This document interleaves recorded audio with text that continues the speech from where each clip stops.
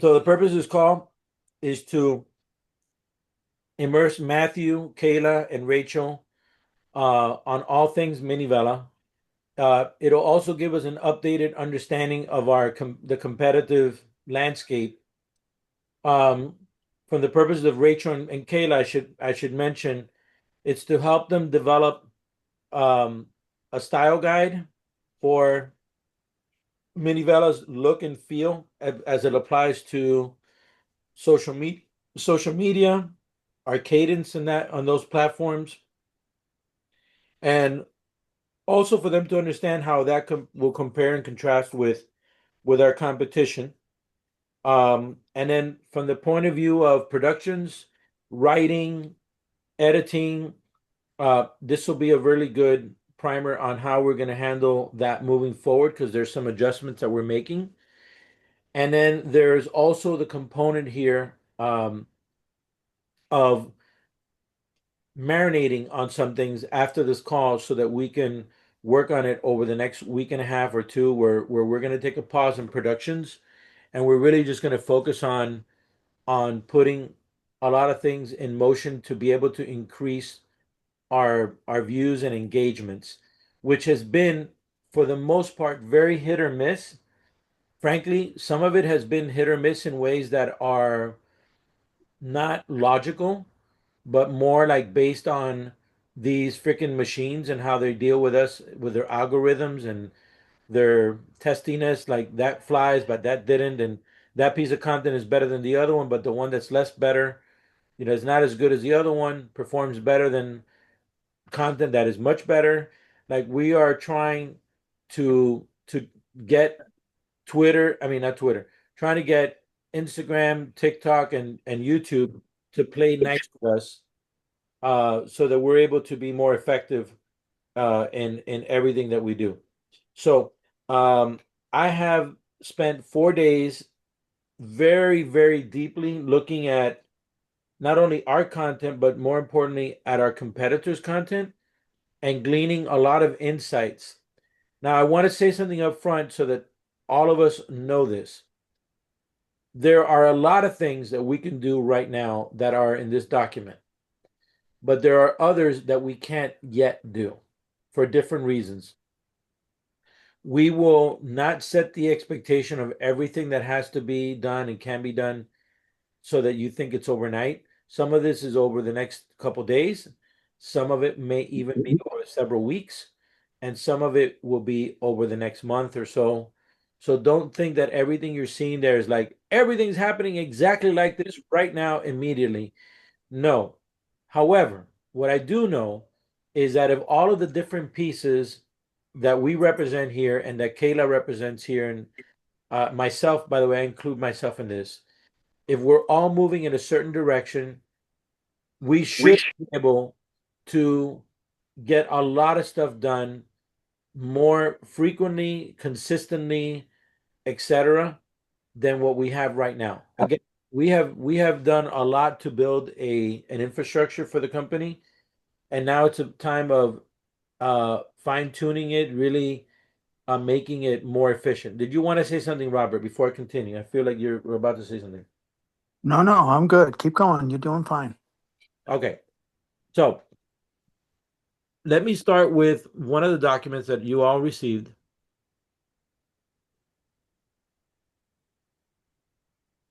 I think it's this one. You think? Well, yeah, it's not this document, but I think it's good to have it, to not take it for granted that we know who our competition is. Well, that's the only document you sent. No, I sent two documents. Oh, did you? Yeah, but I'll review the other one. I'm going to send it to you anyway. So right now, as you all know, we were inspired to launch Minivela. Excuse me a second, because hello, hello, Hello? Mm-hmm. guys, give me a second. Hold on a second. Hold on, Maddie. Hold on a second. Is he like saying hello to us or them or what? He's talking to his daughter. Oh. No, his ex-wife, I think. Yeah, I think, yeah. Your voice is coming in strong. God knows how many tortillería la mexicana. We have tortillas hechas a mano, CDs, envíos de dinero, tarjetas de llamadas. Oh my God, they have everything. Delicious. I want. Well, let me ask you. Now I'm hungry. I hope you're happy. I'm on a diet. I had a kale salad for lunch. What the? No, that's California Awesome. stuff. Well, Hey. just get a big bowl of unas carnitas or el pastor, and don't get any tortillas, and you'll be fine. Just keep the proteins alive. That's true. I'm under my protein grams right now. I need like 100 more grams of protein today. So There's some Get yourself birria. a big bowl of asada with no tortillas, and you should be good. Just eat some beans. Good for the Barbacoa. heart. barbacoa. Hey, No taquitos del pastor. I'm sorry, I'm back. Can you guys hear me? See, now you got me hungry. Now it's Taco Tuesday over here, so I'm gonna go to Tortilleria las Cazuelas. Oh, it's Really Tuesday. good stuff. I forgot that it's Tuesday. I was thinking it's Thursday for some reason. Wrong tea, Manny. Wrong tea. All right. So, before we get our stuff in order, I think it's important to understand how everybody else is playing in the marketplace so that that competitive awareness helps us understand what we should and shouldn't learn from the others, right? And so there's different players. There's at least two companies, at least two, that for whatever reason are owned by Ukrainians. And in my opinion, the Ukrainians, for whatever reason, I don't They understand. need money to fund the war, bro. That's a whole thing. That's a conspiracy behind it. No, they tend to be the best, in my opinion. They tend to tell some of the wackiest, funnest stories that are not always a repeat of telenovela. So that's something I want you to understand is that I have mad respect for the Ukrainians. There's something about the Ukrainians that they just there we go. So they just get this vertical, especially the short vertical, like what we do, where it's not a 1 hour, hour and a half. That's what they tend to do. So that's what makes them different than the Chinese. Uh, and um, and now Univision are through VIX Micro, who is trying to do the Chinese model. So we're more in that sense of the Ukrainians, but the Ukrainians are really masters at storytelling. That's what I wanted to say. They have a variety of subsidiaries, Dramatize Me, for example, that have different types of storylines. They even have one that's animated. It's an animated series. I think I copied it here. If I didn't, I'll forward it to you in the future. But it's really funky, crazy stories with animation. I have no idea how that one is monetized, but needless to say, these people are players in the space. Okay. Sorry, let me go here. So they also have a Dramatize Me in Espanol. And in their case, their Spanish is a dub. It's not a great dub, but it's a dub. And they have 858,000. I'm sorry, that was in March. In July, they had 923,000. So they are definitely a player that is trying to be active in what is arguably the second largest market in the world. The first one being the United States. If I pay attention to real shorts, Latin America represents 20% of the marketplace worldwide. The US is 50%, and then the other 20% is divided between Europe and Asia. Okay. Manny, how are they monetizing the platform for Dramatize Me? I have no idea. I have no idea. I think Have you been looking at the shorts? I mean, so, so they did don't you up so, some of them? Did you see? yeah. I haven't seen anything in the Did it shorts ask that would you say, oh, for more money? yeah, I haven't seen. I'm gonna have to inquire about that. I think it's a great question, Robert. I don't know the answer. I suspect that they've monetized it through YouTube and Facebook, but I'm not sure, to be honest with you. And I think, and they don't have an app, right? Where you can say, oh, they're getting subscribers from the app. They don't have an app. No, That's interesting. they don't have an app. So They Question. must be monetizing on YouTube. I mean, Facebook isn't going to give them any money, or same thing with Instagram, Well, right? Facebook, just so you guys know, this is really important that you guys understand this. Outside of the United States, Facebook and Instagram and these platforms all behave differently. And what I mean by that is they have different business models and ways of enticing creators and communities and cities and countries to be engaged with them. And for example, one company that's not listed here, they would make the majority of their money until recently through Facebook.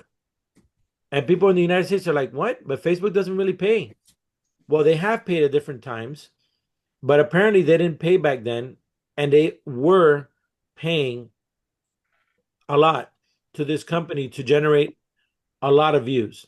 So essentially, it's just like when, Kardashian puts a post on Instagram, they get paid because they're able to use their audience on that platform to post client content, or, a sort of client content. Let's not, I guess I would not want to mix the Kardashian in this discussion because they have different deals guaranteed with Facebook and Instagram. Well, Robert, absolutely, but it's a similar concept across the board for creators. Their creators are posting like what Red's doing. He's getting paid from the client. He's not getting paid from Instagram. I think there have been times that he has gotten paid by Instagram, and No, he's never gotten paid by Instagram. I have a feeling there was a time where he was getting some revenue, but nevertheless, Facebook is a different animal in Latin America than it is in the US, and it is a different animal internationally than it is in the US. So just know that the rules and even the way that Facebook throttles accounts in the United States all the time, it happens a lot less in Latin America. In fact, in the Latin America, it seems that they open the freaking spigot completely. And How do you know this? I mean, essentially, what do Robert, you bet on? we know it from almost any of the major accounts that you'll see in Latin America for these verticals and even for other creators. They have obscene number of content. I'm seeing views for content that is identical to others that are here in the United States and just don't have the views. The views are not the views are not distributed the same in Latin America as they are in the US, Robert. It is a fact. It's not anecdotal. So uh Question. I don't know what you mean by the views are not distributed, Manny. I don't get the correlation. The views aren't distributed with Robert, anybody. the views, what I'm saying is the algorithm is much nicer to people. If you have a million fans in the US, So in terms of pushing it out through the algorithm, you're saying that yeah, in LATAM and internationally, it's more aggressive as opposed overwhelmingly, to the United States. yes, overwhelmingly.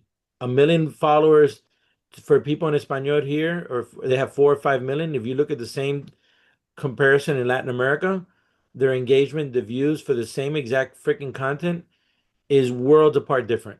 And it's not because the content is worlds apart different.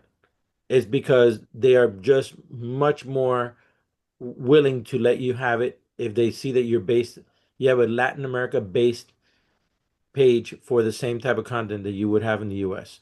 It's just, That's interesting. So you're saying that if we had opened up Minivela in Spain, we would have been better off than opening it in the United States? you know what? It's a really interesting thought. I think yes. I think the answer is potentially yes. So Minivela, yes. Yeah. I mean, they know if you're based in Spain because they track your IP.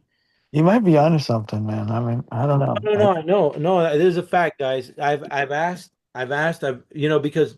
I do use the example of people in Espanol who post a lot. The comparisons to people in Espanol in Latin America posting the same content, people in Espanol will get sometimes they have, I don't know, it was 4 million or 6 million. Sometimes they have like 5 people liking their freaking page. You put the same thing in Latin America, you're like, oh my God, how is it that this account has so many thousands of views and hundreds of likes or thousands of likes and shares? America, it's There is. all in Spanish. Everybody's in Spanish. They're not looking at any English, and people in Espanol in the U.S. is not able to hit all Spanish. There's I Yeah, think 60% now is more English dominant. it's So it's they're not different, looking at Robert. people in It's in Espanol. general, whether it's in Spanish or in English. You can be in Spanish in the United States as people in Espanol is because they're in Spanish. Right, but again, the market's shrinking.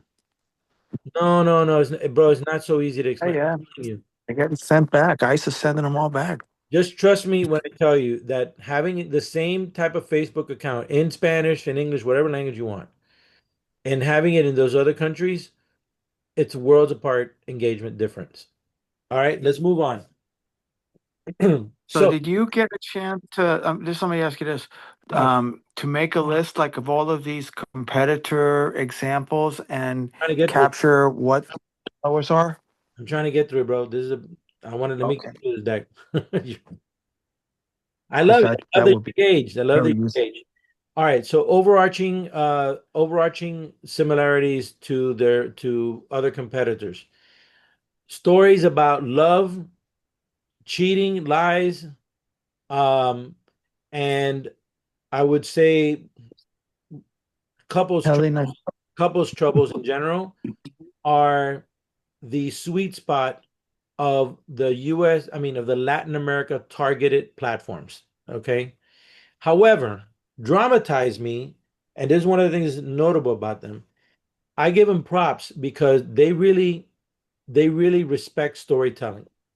And what I mean by that is even though they have a lot of, cheating, lies, and love type situations, they like a lot of stories that have to do with outside of those that vertical. They will take and they'll do the Llorona lessons type story, or um, somebody being um, treated badly at work, type fun story, weird story, whatever. They'll do stories that are not just the novela uh, drama stories. So that's important to understand. Dramatize Me has a broader net for stories than the other companies. Okay, whereas Real Shorts very focus on love and romance, relationship, betrayal. Like that's you can almost predict that everything that they do has that type of constant retelling of that type of story. All right. Um, they have it again.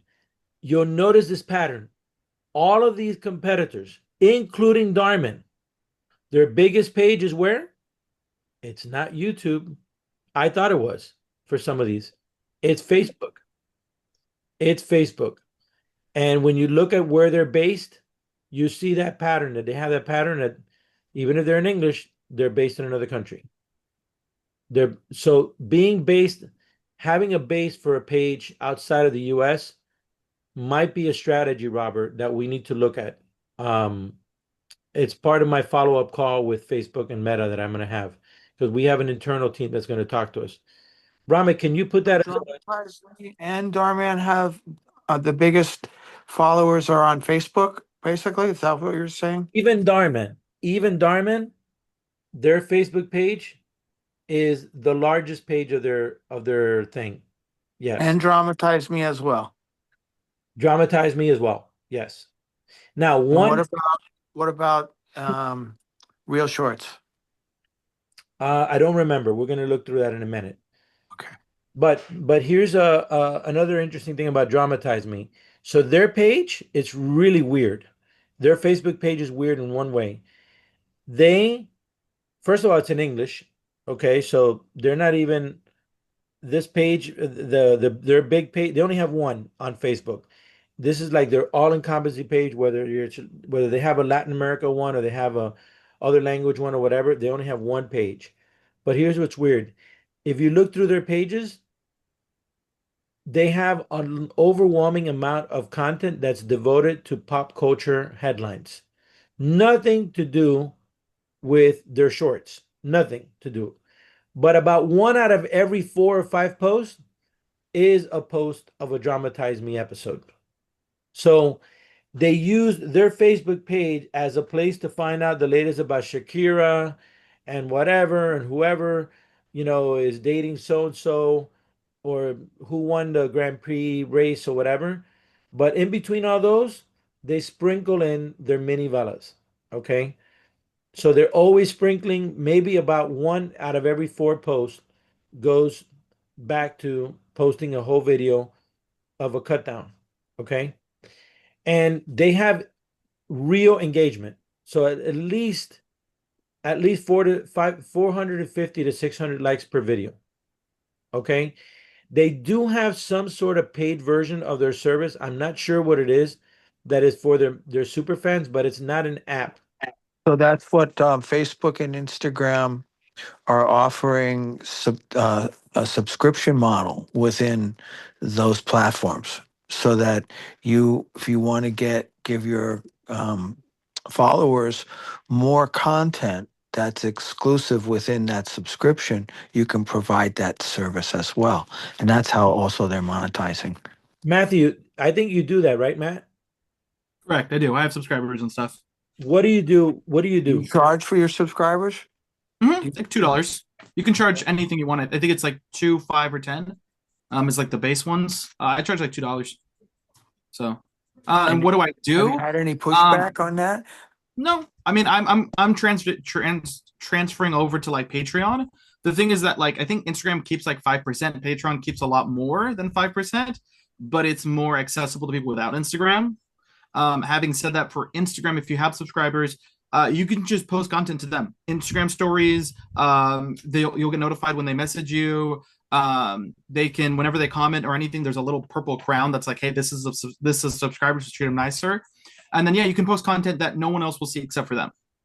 Yep. So this is a way for me to say, hey, I'll post content for you guys. Here you go, thank you. And no one will even know. Down on low. Any capacity. No one will know except for subscribers. So does it show how many subscribers you actually have on the page or no? Yeah, it'll tell you. I've fluctuated a few dozen. So No, no. Robert is saying is it publicly disclosed how many paid subscribers you have? I actually don't know if it is. That's a good question. Let me see. I can go to someone's account and see. Yeah, so this is an area, Manny, that I've been looking at, and now that we know Matt's got some experience with it, we need to delve into it. I don't. It doesn't tell you how many people subscribe. Okay. Yeah, I think that's probably not something that anybody would want out there initially, at least. So this is cool. Now let me move on, Robert. Rame, the first action step from seeing this, remind me to ask the people from Meta about whether we should just reestablish Minivela internationally. Okay. It's a true request. We might even be able to do it out of Ecuador with Aidita or whatever. Figure that out. Yes, it's that much of a big deal, guys, that I'm saying what I'm telling you, because I've had this spidey sense of this for at least 3 years, but looking at a lot of stuff now more carefully and talking to people, I realize that yes, it is not something I've had in my head. It is clearly a pattern that content gets much more views for the same kind of content in Latin America than it does here. And also the conversation with Get Global should include how can we acquire some existing, maybe YouTube or other social sites that we could meld into Minivela per se. So that's something that you're suggesting that Univision has been doing to build what they have as a platform. Yeah, they repurposed another page that they owned and just gave it the name VIX Micro. And then like people said, oh my God, they have 200,000 fans in 6 days. Well, Matthew, that doesn't happen like that in 6 days. It's rarely. I mean, I've done an ad for VIX. I'll tell you that, and I'll also tell you that I last year I did a sponsorship, like an internship with Meta. And I can tell you for a fact everything you're saying is true. They confirmed it all with me. That they're trying to get more content creators in the United States onto Facebook, which is what that whole internship was about, because a lot of Facebook's really popular internationally, but it's ironically not popular in the United States, at least with the target markets of like the teenagers to 25. That market is off Facebook. So they're trying to pull content creators onto Facebook to pull younger markets, especially domestically United States, into Facebook. Because right now That's it's They that's lost them. Yeah. that yeah. Manny explains a lot of the Latina cool situation. Yes, yes, it does. This is why this call is kind of important, guys. But yes. So here's some other things that I noticed about Wait, dramatizing. explain that statement, Rachel. I think that this is something we want to. Korea Latina situation, the majority of all of her followers were Mexico, and transferring that over into the States was extremely hard.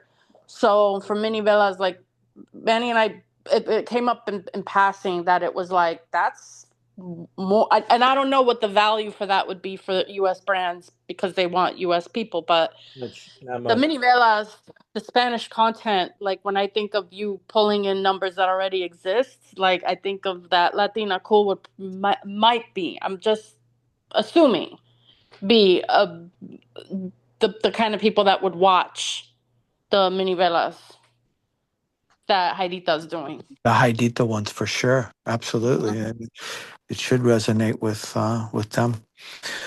I'm speaking with Sandra right now so that we can put all of our Aidita stories on her Facebook page and therefore continue to build our following. But let's get there in a minute. Let me recap this on Dramatize Me. So they position themselves. Listen to this. This is important because this kind of goes back to how we're going to position ourselves. And we kind of have, but we need to do a better job of being more on it. They position themselves as being about uplifting people and that they are telling stories that can improve humanity, essentially.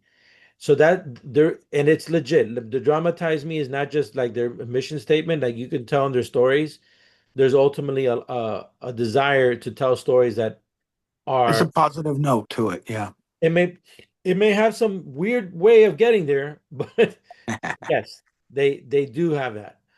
I think the stories from Dramatize Me are the true north of like really well told stories that are short, like the ones that we're developing, Matt, a lot of the short ones.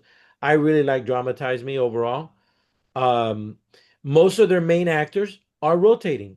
You can see them over and over and over in the story, which makes sense when it's probably easier to get actors that get better at doing it and they do it over and over and over. And sometimes they're a good guy or a bad guy so they do that a lot. They use a lot of the same actors. Um, Interestingly, I don't know the connection here. They recently launched a story with their competitor, Real Short. I don't know what the angle on that is, but I'm trying to find out more about it. And then, well, here's an interesting Well, I pattern. think they're doing collaborations to kind of like spread out and market themselves on both fronts. Yeah, Because maybe. either you get people that will like some content from one and the other, and then they'll just watch them both. Yeah, there's probably a dynamic there if we when we talk to them that we'll discover that they're more collaborative perhaps than what we may be aware of. Interestingly too, they tend to post on Instagram, but I mean, they post a lot on Instagram, a lot, but they tease people to see the whole story on TikTok, which is because TikTok does pay. So I believe that that's why they are trying to push more towards TikTok than Instagram, even when they're posting within Instagram. And then the headline, the BTS, they don't tend to post BTS or company news. They post once a day. They're the ones that post the least, by the way. And they tend to be good about posting the family of their content from different channels that they have. They tend to put them all on Instagram, at least, and TikTok. They try to put them under the umbrella of Dramatize Me. One more thing. You No, do notice no, that they post the Robert, hold same on. time every. No, that I wasn't able to track. By the way, they have really nice highlight icons here, guys. Rame, as we now start putting our icon for highlights, let's look at some of the ways that some of the images that they have here. So I like their icons that they have here for this highlights part. All right, let me move on. And oh, by the way, they do have so this is their subscriber. Look, look, Matt, they have 269 for the first months. Oh, and they do put the full description, a full like if they don't just put it on the image of what's being posted on the thumbnail, like as a carousel, they do post the whole story of what the Minivela is all about. So Six in a month. look at the right side. That right side, you can see that they wrote a whole description of what that runaway story hidden stranger's car is about. So they do that. And I've noticed that the other platforms tend to do that as well. They're very descriptive of what the whole story is about. So applicable to Minivela right now. Their Instagram highlighting other social media channels, such as TikTok. They use language to describe their stories as having a deeper positive purpose. That's in the about us more. They're masters of strange and fast stories. So I like that because I think these people are the type of company that we could look at for ideas and stuff like that, and do our take on them. They use Facebook to tease fans that their entire stories are on TikTok. They do that on Instagram too. And they prove that Facebook has worth and is worth having a large account. This is again their largest account is Facebook. I like their thumbnails. Yeah, and look, Rachel, you're creating a style guide with Kayla. In their case, their style guide is the black and red with white uh Yeah, alternating thing. Very simple. yeah, and they used the photo from the actual video. Now, this is also their channel because they have a channel called Be Kind. There's another Facebook page, YouTube page that they have. I'm just putting this as a reference, but obviously these are other types of channels that they have. We have one channel. And this is on what? Hold This on, I'm zooming this in. Dramatize Me. You're looking at Dramatize Me. The second Um, channel on Facebook called Be Kind Be that's Kind owned is by part of Dramatize. Be Kind and Drama Games are part of Dramatize Me. I would like to know when it comes to Jailita because I was looking at her feed and she's very particular about what goes on her feed. What in her mind makes for a good cover to make sure that they're going to go on her feed, that she's going to accept collaborations? Rami? Because we can do all of this and then she'll still be like, no, because the color and like Yeah, you got to go for very neutral tone colors with her. Earth. Let her do it, her own cover. we. Well, she is, but she's got to be in sync with our style guide. So If uh, it's her collaboration, no. she's excited about the next phase of Minivela because Well, it's us that has to give her the collaboration, but if no, we no, don't want to no, do no, no, no, something, no, no, no. We're not you gonna do want her to post it? we're gonna let her post it. We're gonna try what we call the red method. By the way, red method refers to a guy named Mr. Matt, in case you don't know. We work with him on a series. So the red method is we're going to Alex Arias. Alex Arias. We're gonna let her post it first, and 1 to 2 days later, she will send us the collab request, and we will then add it to our channel. We could do the other way around occasionally just to like mix it up a little bit, but that's gonna be the standard. She's gonna send us the collab request. We're not I'd gonna. love to see which works better, by mixing it up, like you said. No. Yeah, so that's what we're doing. In fact, that's what happened with Red recently, guys. The launch of What's Happening America. By the way, we'll do that with you too, Matt. We're gonna test having you be the first one that posts the ones that are in English, and then give it some air. Probably a day or two later, you send us a collab, and then it'll appear on our feed. That's good. So we're gonna experiment. Sometimes it will alternate if we feel that we can or we should, but we're gonna give this some an opportunity to be this way. Yeah. So we do need the style guide so that Idita works from our style guide, not the other way around. But so I'm glad you brought it up. All right, let's talk about VIX Micro. Okay, so VIX Micro is owned by Univision.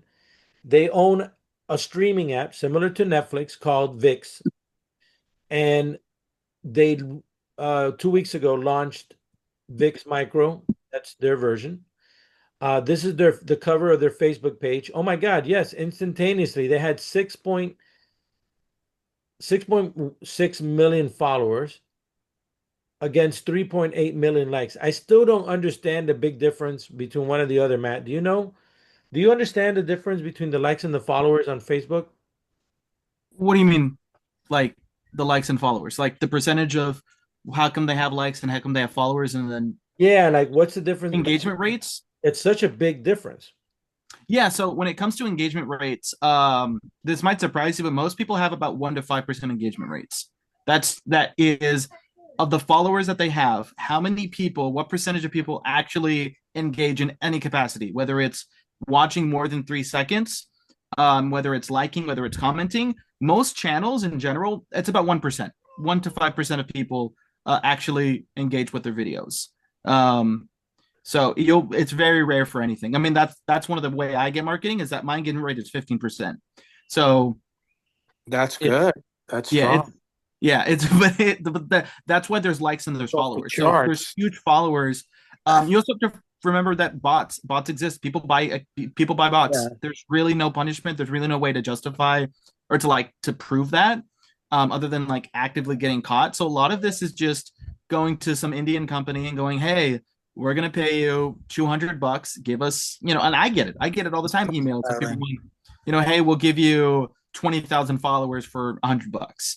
You know, and is Are they real? you know no, they're not going to engage with anything. They're not going to engage, they're not going to like. It's just having that followers, which I don't want that because that's going to mess up my. But if you want the flat going, hey, we have six, because the vice versa to this is okay. So VIX Micro has 6.6 million followers. Okay, how many, what's their engagement rate though? Because their engagement is probably like 0.005%. They probably gonna, if they get 1,000 views on a video and you have 6.6 million followers, you start questioning the validity of those followers. Yeah. So But they've got that what's on their cover here is 6.6 million followers and 3.8 million likes. Essentially, that's almost half. like 30%, right? Or Well, it's that's like the a likes third is how many. that So are if you liking Yeah, it. and you look at their posts and they get like 200 likes, 500 yeah, that's what I'm likes. saying. That's Out not of a good 6 number. million people, it's like what? Yeah, the likes should never be less than your followers. I mean, that's saying that like of their 6 million followers and all of their videos, only half of their followers have liked at least one video. So realistically, that is a really, really bad number to have 3 million likes and 6 million followers. That means half of your audience has never engaged or liked a single video that you've made. You never ever want to have your likes should be 25% of your video's views. So if your video gets 1,000 views, it should in theory have about 250 likes on it. So you should not have 3.3 million likes if you have 6 million followers. So So, that to me is a flag. so Matt, look at this. You see the Star Wars kid? Yeah. All right, right above him, you see the December 30th, 2017 was the last time this account was used until 2 weeks ago. And Mm-hmm. it used to be known as Muy Pop. That was the name of this page. So Mm-hmm. activated a page that had millions of followers and was called Muy Pop. And that's what today is VIX Micro. Yeah. And you can see 34 likes. I mean, that's garbage. You have 6 million followers and 34 likes. That's less than, like I said, No, it's no, like but that's 0.0001%. 0.00001%. And then well, it's 90. It's about 95. It's a little bit higher now, but still, they That's still, they resurrected an account that was dead. yeah. Or bought it. VIX Micro doesn't have their own YouTube page, but it does put shorts. Among many other shorts that are there from VIX are some of the VIX Micros. So they don't have a real YouTube presence that is dedicated to them yet. It's under VIX. That may not be a bad thing because VIX I is don't think they're going to because the object is to go OTT. right. All right. So here's their Instagram. Now here's where you're going to find some interesting things from them. So obviously they have highlights for all their different shows, which we need to do, by the way, on Instagram and on TikTok. Um, and look, bro, their content looks like straight out of their television, our TV. Like if I turn on Univision TV right now and I wanted to see one of these stories, I would not be able to tell them apart. They feel very, very similar. They feel almost identical and very Mexicanada. Oye, pero está de valle. And a lot of their audience, a lot of the main actors are not necessarily that young. Like these are the youngest images you'll find throughout this, but they have a lot of older people in their social media. And the Spanish, it's very Mexican. It just feels like a continuation of Univision, but now with TikTok speed or TikTok, cut downs. It's None of the content I a saw, hot commercial. none of their content was particularly interesting. I think everybody else has better content. But again, this generation, first generation of anything, all of us are going to have a lot to do better. I think. The Microvella post alternate fonts, so they're not very consistent on their font, their lookbook, their styles, and they flood their Instagram, Robert, 15 posts per day. Wow. Average cut downs 1 minute, 30 seconds to 2 minutes and 41 seconds. They are flooding, flooding. This is what Red was telling us, Mr. Red, Alex Arias. He was saying, we got to flood Yeah, that's what I'm saying. The edits, you have to have lots of cliffhanger edits. just a lot of edits, even if they're not cliffhanger. Just freaking a lot of edits. Throw it up there, put it with the sign at the end, like to go check out the story. Here's a nice poster. That's how I told that you asked how you've asked about Me Too, and I'm like, dude, when Victoria used to work at Me Too, they had her posting every hour. Yeah, She said it was very stressful. yeah. It's very intense posting, and that's what Red was telling us on Friday. He gave us an anecdote that blew my mind. He said that he had a friend. I don't know. Were you on the call, Robert, with Red? Yeah.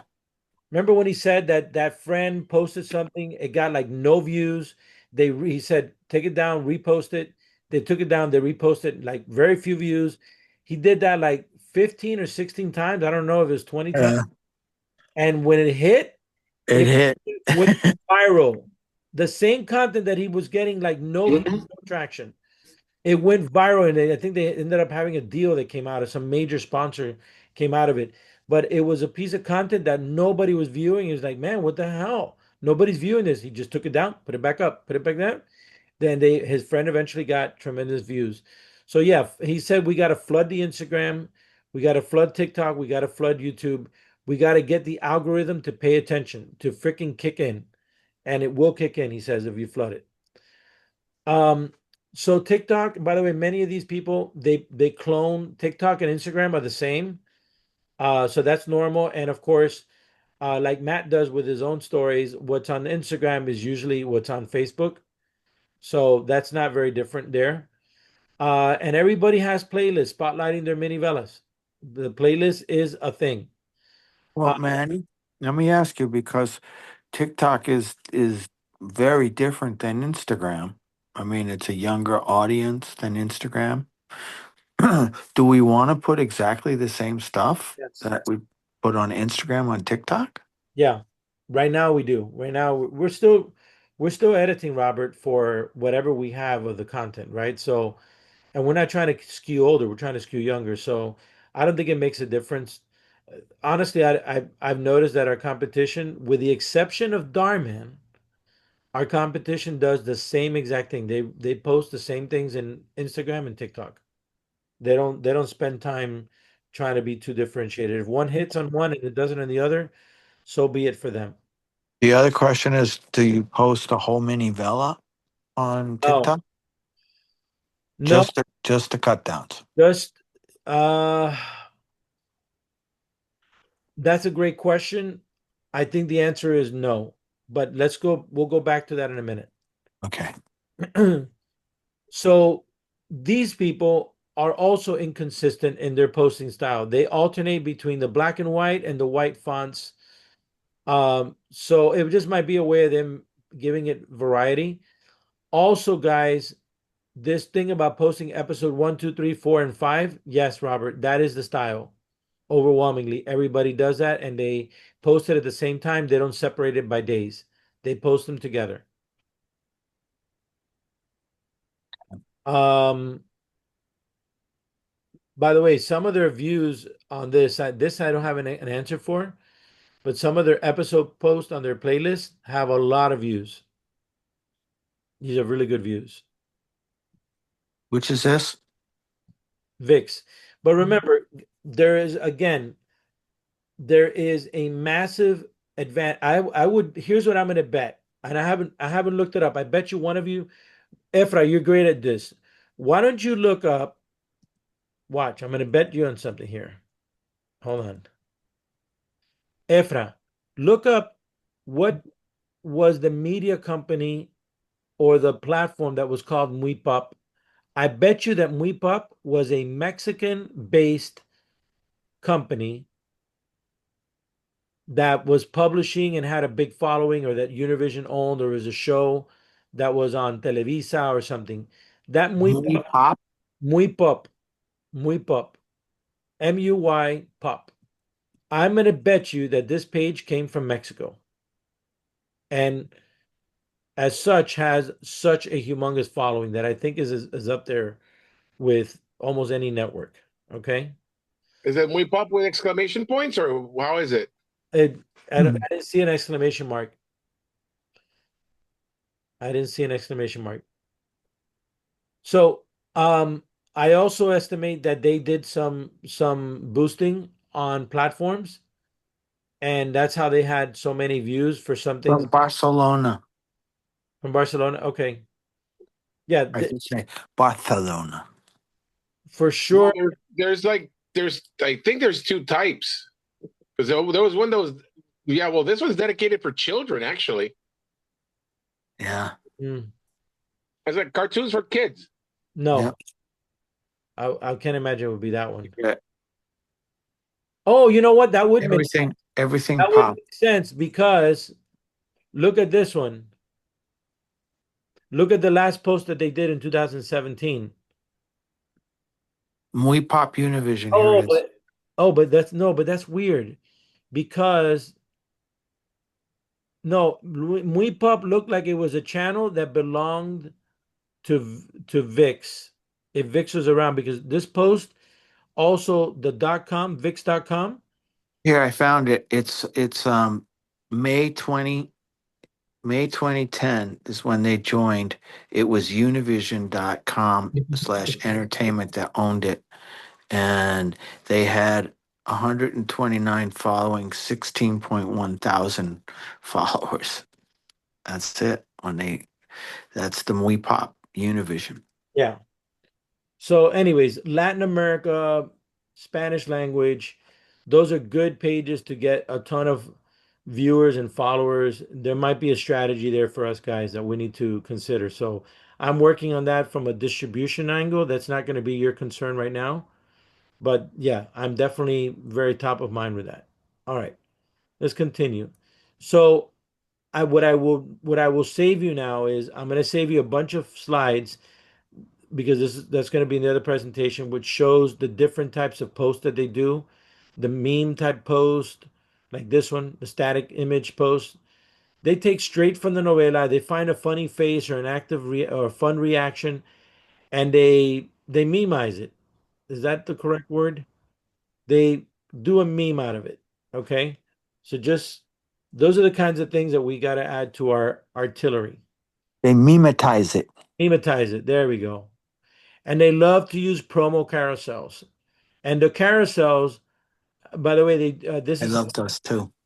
yeah, we got to work with Kayla on this, Rachel, from a design perspective. They do nice, they do kind of nice images to promote a series, right? So we may not be able to do this perfectly going backwards. We're going to try, but we can definitely do these more moving forward. Like that. They do believe, unlike the advice we got, they do believe in trailers. Trailers, again, is part of the mix of throwing a bunch of crap into the internet and making people find it and search for them and them appearing in the algorithm. So trailers are in. They're back in. They're not out anymore as they were They earlier. were a month ago. Yeah, no, and I see it now from Real Shorts, and all the players have trailers. We're the ones that took out the trailers. But they can be simpler, which is a good news for us, right? Even Univision has this thing called the Clipeo trailers, and this is essentially after the series have dropped, they'll create like a retroactive trailer, meaning they'll take like one little segment of a moment of drama or a fight or whatever. They'll clip that one piece and then they'll put the ending thing at the end so that you can go see the episode. It's super simple edits to throw it on social. Anything, I'll put it this way. They do anything to freaking throw a piece of content with video online. Anything. And it's not the highest bar. And they're not the only ones. All right, I'm gonna skip through all this because we have something there for that. By the way, I love the style template of this for Aidita Rame. There's several actor type promos that they have, and I put the link here. These could work well for Aidita. It could work well for Red and for other actors. So these actor type promos are the type of way that we should proceed with actors for our. What kind of promos are they? Are they promoting the Oh, no. story So or it'll, like for wishing example, everybody a happy Mother's Day or what where it is it? says no, no, no. You see where it says Penelope Villanueva? Uh-huh. So she says, hola, soy Penélope Villanueva y yo soy la villana Ramona Roper en el micro VIX, en el VIX micro, la mujer que te ama. Por favor, cheque lo que te va a encantar, te va a encantar. And then it shows, it's showing in the background some footage or whatever, and then it ends with the little promo, and you know that you got to see that on VIX. That's what they should be putting on their sites too. Yeah, they got to do it on their site, and we're doing it on our site for Yep. sure. They're Okay. posting, and then we're a collab. And then these are some. Look, they give their posters. What they do is in terms of programming, they're thinking a month in advance, and they're like, okay, it's July 29th. Let's promote next month's four microvelas that will be the main focus of each week, and they create one reel with the carousel, and you're like, próximamente, next coming up in August, bam, bam, bam, and then it shows That's a like, good idea. and it's a way of like organizing the main things that you should be looking forward to. I love that idea. You were fighting that like last month we talked about. Well, listen, we're paying attention to some people that gave us advice for YouTube, and YouTube is a different animal, which we'll talk about later. But definitely for Instagram and TikTok, we needed to actually for YouTube too. All these stuff, all of these things are for Instagram, TikTok, and YouTube Shorts. I should state that. All three of those platforms are pretty much posting identical. They're not necessarily recreating the freaking uh uh wheel. Okay, Real Short Latin America. This is important because these are the beast. So Real Short has a uniquely youthful feel to it. When you go to Univision, when you look VIX Micro next to Real Shorts, one feels old and one feels young. It's not just that there's blonde people here, which they love blonde people. I noticed that, and this is just me talking from my spidey sense. Okay, I believe that Real Shorts casting likes Spanish speakers that are blonde. Why, guys? Because they're more international looking, more appealing to broader audiences. And if I didn't know by seeing some of these stories, I would think that some of these are English language or European type stories. They're very European in the people that they cast in a lot of their stories. It's not so, notice that it's not very Latin American-ish for the most part, with the exception of the guy on the right and maybe the girl towards the left. These other people, they look very, very European, white and blonde. So just a little tidbit there. I was like, all the novelas my grandma had me watch, they were all white. Yeah, I think it's Carlos Ponce, hello, he's got blue eyes. True, true that, true that. So I found it strange that their Facebook page has only 123,000 likes, but 2.6 million followers. Uh, Matthew, go ahead. What was it? Is that because they're getting a lot less likes for the 2.6 million followers that they have? That this is a sign that they bought their followers. I agree. I This agree. is not even like a debatable. Like they 100% bought their followers. This is the most obvious I've ever seen. Like, Yeah, that's pretty crazy, right? So I also think, guys, that they hype some of the numbers and number of downloads for stories. And since they're the only ones that know the true count, they make you believe, like, oh my God, that story has 500 million viewers. And I believe that it's a lot of times it's BS. Since no one can audit their books because they're not a publicly traded company, I believe we're being sold a lot of hype to get people to feel like they need to subscribe. Again, my spidey sense, and this one I They can, don't control the views, the number that comes up for views, Manny. yes, they do. They do on their app, which is where Oh, on their app, maybe, but they tout the number of views something has. And so I believe that this is a trick to make people feel FOMO, that I've got to see this. I've got to see it because everybody's seeing it. So it's super exciting, bro, to see this. Matthew, I'm so glad you're on the call because if I said this, Robert would not believe me. But since you had the internship at Meta, that's really helpful, bro. It's really helpful. I But mean, yeah, and I talked directly to Meta and everything, and then I had an account with Meta and everything. Like I was technically an employee of them and of BuzzFeed, and it was they were just like, yeah, like we really want you guys to, come back to play with, because they didn't like go after like nobody content. They were like, you guys already have your followers. Let's see as an experiment if we can bring your followers to Facebook. And for the most part, none of us could. hmm, It just that's why Instagram and Meta kind of folded together, or Facebook and Instagram fold together, just because it's not. And I work with people outside of the United States, and I hear all the time, "Oh no, I don't have a what you call it, an Instagram or anything. I just have Facebook." And you're like, what? Like, how do you not have? mm-hmm. It is. It is. Facebook is definitely older. It's also the one that's more multi-family oriented. It's like very, Yeah. you'll find your dad, maybe your sister and your cousins, and everybody's on Facebook. It's sort of like obligatory family gathering, platform. But the one that the youth and stuff is definitely, IG and and TikTok, although it's trending older lately. All right. most people have one or the other, not generally both or three or four. I think Facebook though is the most universal. Facebook is definitely, Yeah, well, it started first, right? yeah. So, interesting things about them. They produce all of their videos, of course, vertically. Oh, I'm sorry. Another thing, the guys that appear in Real Short, they're freaking built, bro. They're handsome. They're like they have a lot of cameo stuff where they without their shirts.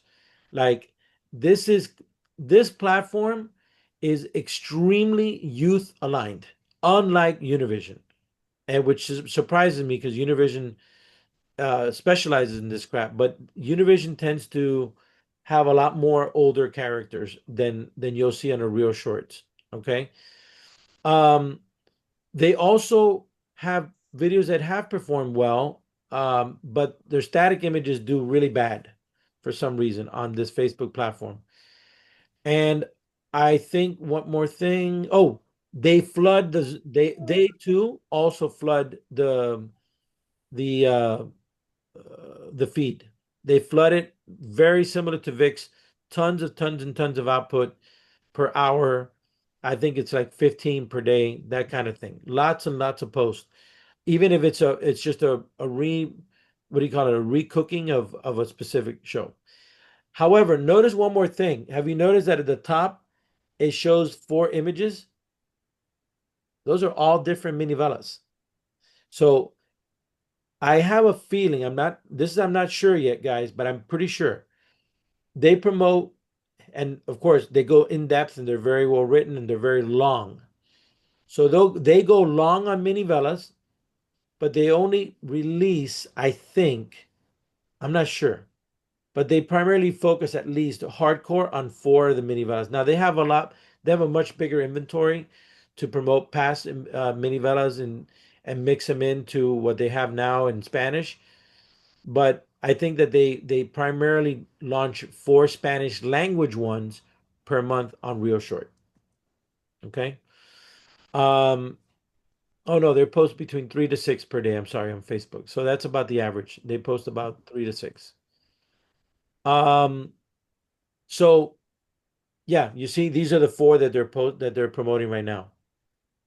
They have verticals and they have horizontal teasers, Rachel. Note this for Kayla. Are you noting you're noting some things for Kayla, right, Rachel? For Kayla, it needs to be a very simple assignment. So if you have something, it just needs to be, this is what we want. All right. Well, you and I will work on it, but this is why you're getting this immersion. I won't. This is a mini compilation post. By the way, compilations, they love compilations. They use it as an excuse to launch more videos.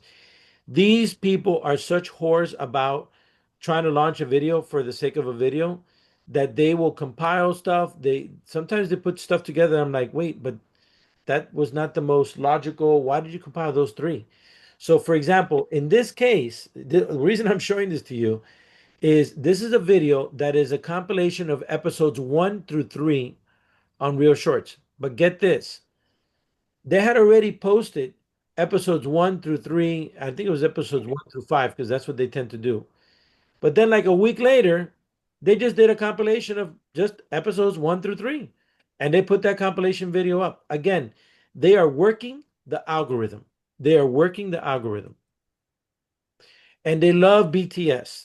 They love BTS. Their BTS don't look spectacular or well organized. It's literally stuff that we have Article. because we hold off on. Yeah, we've been holding off on publishing BTS as much as we have because we wanted to look a certain way. Nah, bullshit. They have BTS. This is one of the better looking BTS. They have some that I'm like, that doesn't look that great. And they love to pick photographs, of course, of love moments or whatever, and say, which of the couples do you like the most? This guy and that girl, this girl and that boy, or whatever. Like they tend to do this to get people to Engage. engage. They're about doing as many posts as possible. It's the headline. Here's another BTS photo collage, right? Look at the camera and the lights and the just very random. But they are always doing photo dumps.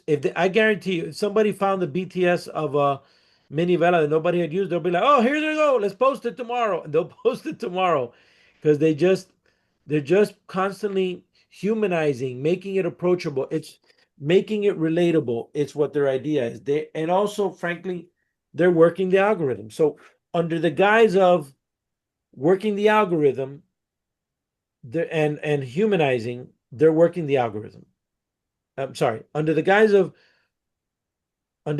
humanizing their platform for their fans, which we have not done and we've been shy about doing, they use it to game the algorithm. That's exactly what I wanted to say. Look, in this case, this particular one got 20 episodes on Facebook, Robert. 20 consecutive episodes they posted on one particular show. But unlike Vix Micro and Dramatize Me, they don't tend to post images indicating which episode you're viewing. For you to know which episode or what show you're viewing, you have to usually see the description. I don't think that they do a good job about that, as a matter of fact, on Real Shorts in Spanish at least. TikTok is their second largest platform. They do have playlists, so playlists are really important for them. We have zero playlists on ours. We got to change that immediately. And interestingly, guys, I don't know why they keep private who they follow. I thought it was an interesting thing that I noticed is that, I'm always curious as to who they're following. These people don't Yeah. reveal who they're following. Don't know what's behind that. They don't want to tip anybody off to another Yes. drama type Yeah, I stuff. guess not. All right. So look, I forgot to. Or they're not following This is anyone. a big insight. They go to TikTok, they see what music is trending, and then they go and they throw it alongside their promo videos for like this one. In this case, they used Thunderstruck from maybe ACDC that was super trending on TikTok. And I noticed it with other stuff, even shorter ones at like 10 seconds. That's enough for like one or two like little either a little video clip or a photo, a meme or whatever, and they'll throw it to the trending song on TikTok or Instagram. And even they've done it with YouTube shorts. So they are very, very, they're looking at the music that's trending religiously and then saying, okay, perfect. That'll be a great excuse to throw this behind the scenes moment or whatever. You don't even need to hear what's being said. You're just seeing it alongside the song that's trending, which is smart. And you guys probably already knew that trick for other stuff, but they use it very actively, and I noticed it with them. Um, and look, this guy is not very well captured. This guy holding the freaking thing, you know, again, they are about flooding the freaking stream. And then they also prompt themselves to create behind the scenes type looking videos. So in this case, these people were told, why don't you do a quick shimmy dance? Because we're going to use it for behind the scenes. And they basically created their own BTS to the, you know what I mean? What do you call that? They scripted their BTS. Idita is going to be doing that, by the way. She's super excited about that being something that she's going to do now for her BTS. And oh, of course, they put it to trending music. All right. So, three tactics for trailers. They conclude with the actual trailer. They don't put, so when we conclude our current videos, we have this. Have you guys seen it where there's an explosion and it shows the Minivela brand and it says follow us on YouTube? They don't do that. They conclude with the poster, and when or where it will come out will usually appear in the image. They also, when they're teasing a trailer with no video, just the image and maybe a couple of other images within it as part of a carousel, they will create something like this where there's a description, there's a synopsis image for that story. So this one has a synopsis on the left side. You see it there. They will put that as the second image, and then they'll put probably a couple of real images from the actual story as part of. So they'll do like image. So get this, Efra. They're not doing a video trailer always. Sometimes they're just doing an image trailer using the poster as the anchor image, then followed by the synopsis of that story, followed by images captured from the actual Minivela that's about to debut. It's not always necessarily a video. That makes it easier, no? Well, yes, it can. It can. Absolutely. It's another option. Again, these guys are whores for posting videos or memes or whatever the hell they can do. And look, for example, there's a couple of examples here, right? This one in the middle, where you see the girls asleep, that girl, look what it says. It's just basically a meme. It's a meme. All day, all week, she's tired. On Friday, she's up and she's ready for party.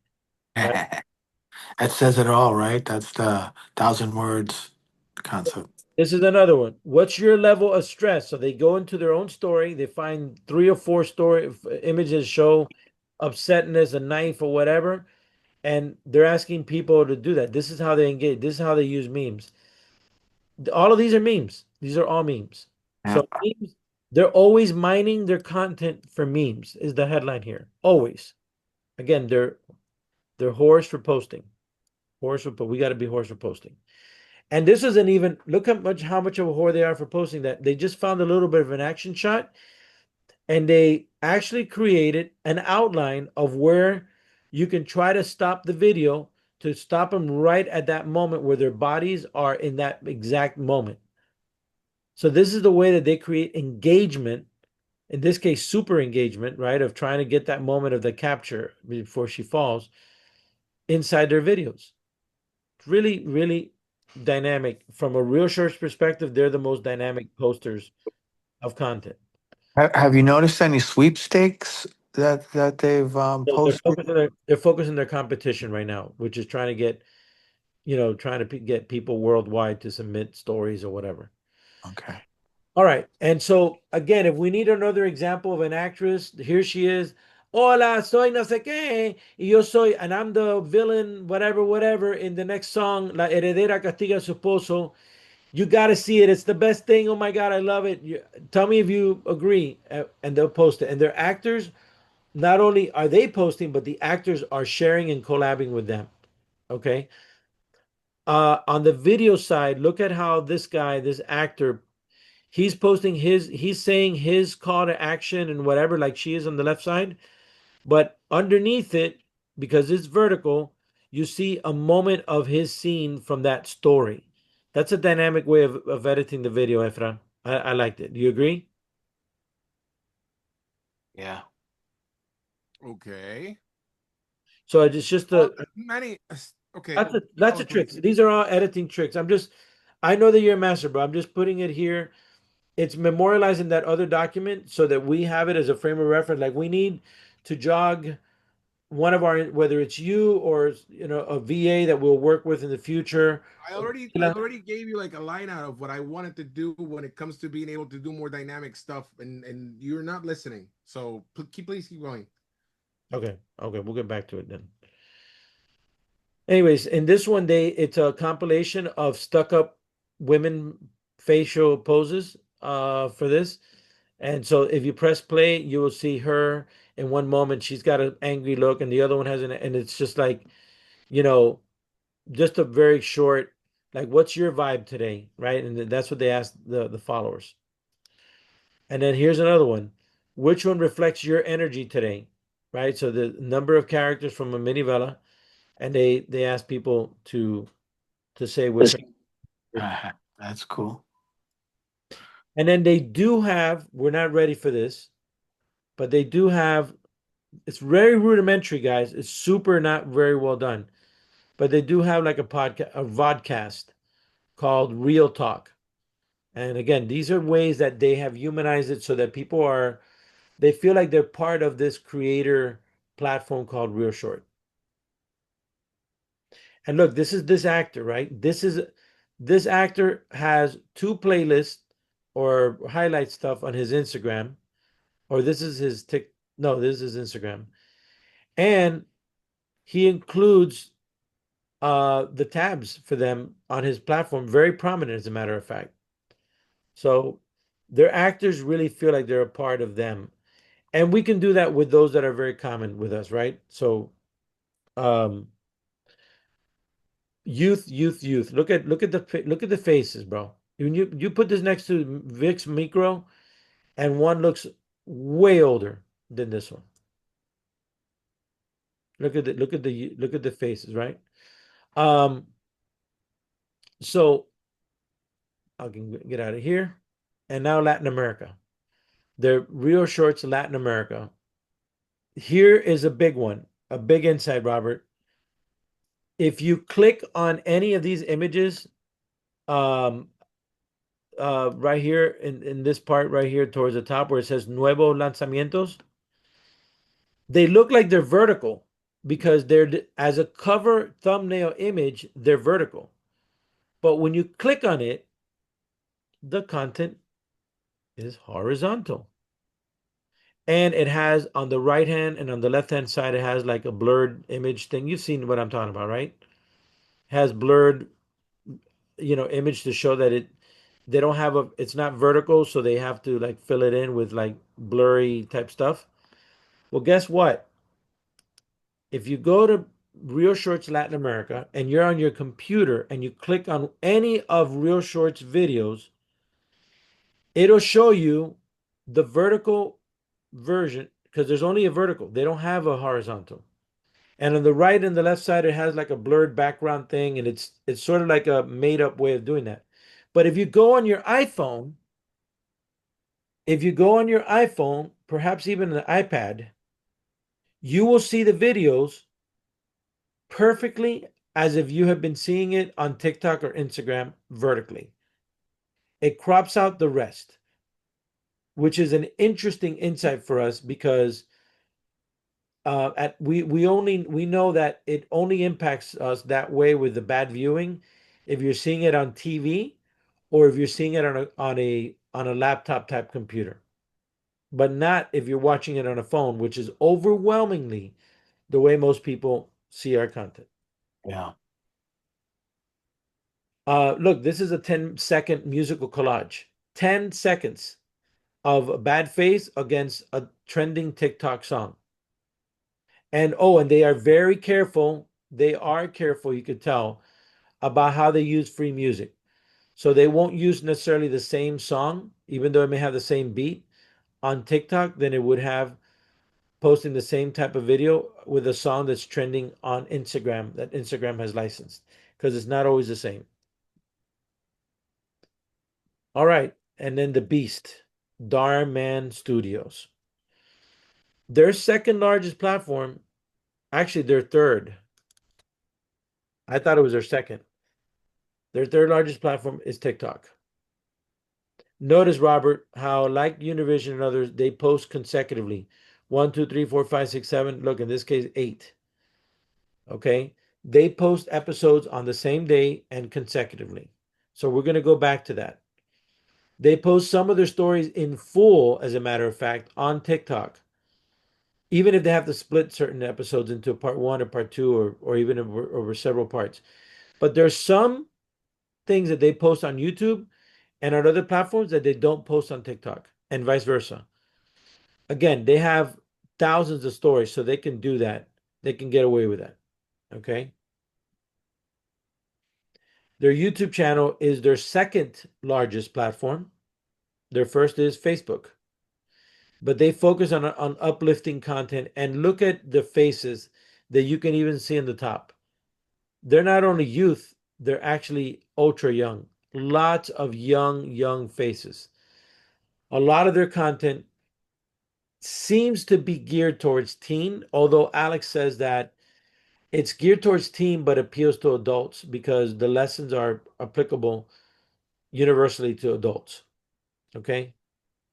So it's also apparent that they cater a lot to the Black community, which is an interesting thing I had not really fully noticed until now. They have entire series that the series are very urban, very Black community oriented. I didn't know that either. Yeah. Now I know, trust me, bro. This is why I kept saying, damn, I want to finish with this assignment because it's sucking so much of my time, but it gave me this in-depth awareness that I would not have gotten otherwise. And Darman, notice this, he is the brand.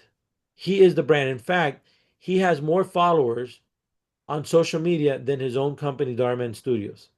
He is a personality. Okay, we'll go back to that in a minute. This is their style, Rachel. This is their style. So usually one person's head on a video with a big headline, teenagers mocked for going bald, right?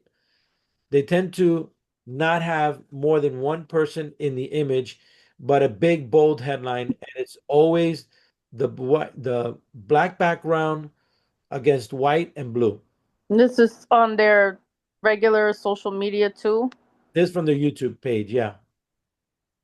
You'll see it in a minute as well. Do you have any of their posts in vertical to see what they look like? Because obviously it's a lot easier to work when you have enough horizontal real estate, but vertical is different.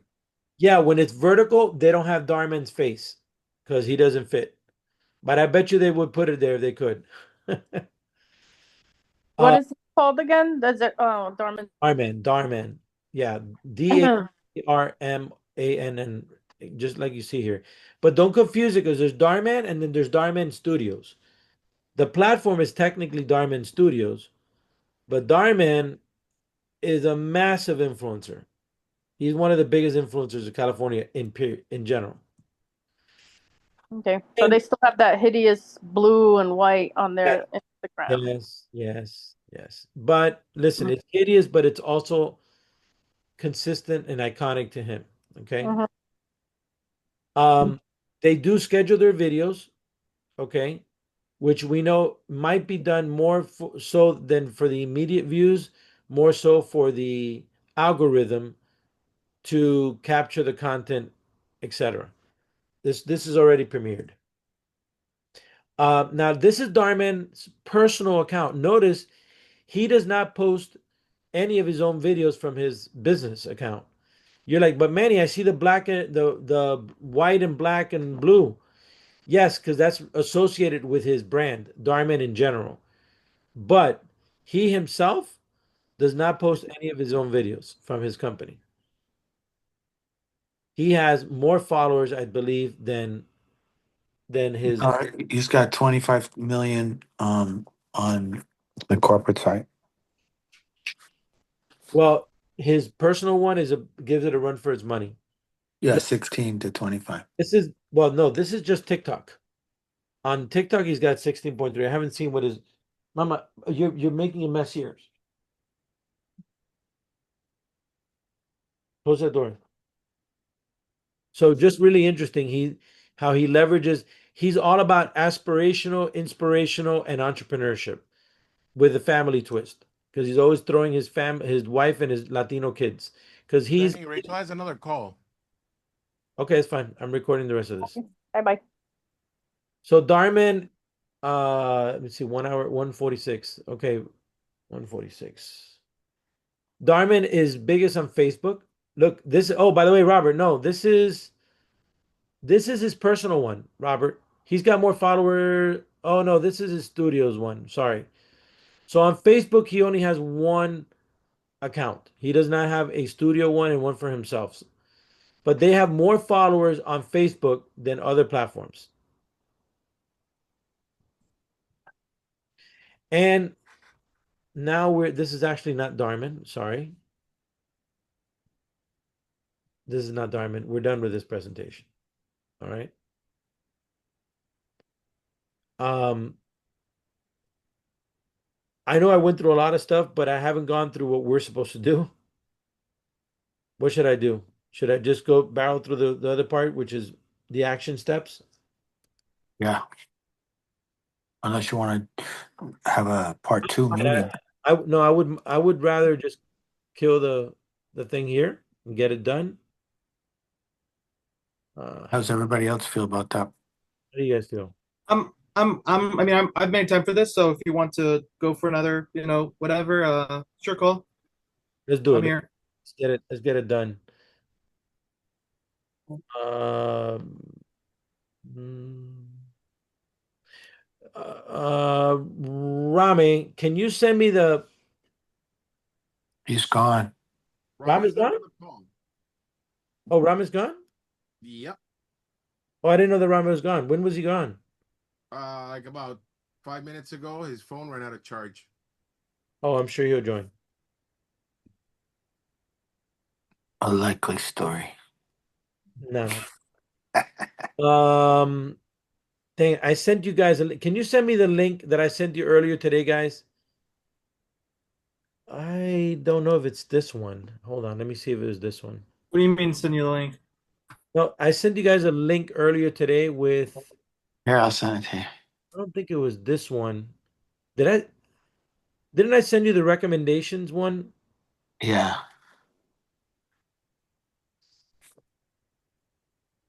Here, let me see. Let me see. No, it wasn't that one. No, it wasn't that one. Do you have it there, Robert? I have. I downloaded it already. So I have the PowerPoint on my laptop. I gotta find the message you sent it. You sent it like as I sent that as a WeTransfer. a WeTransfer. Exactly. You have that link, Efra? Hold on. If not, I could try to send it to myself again.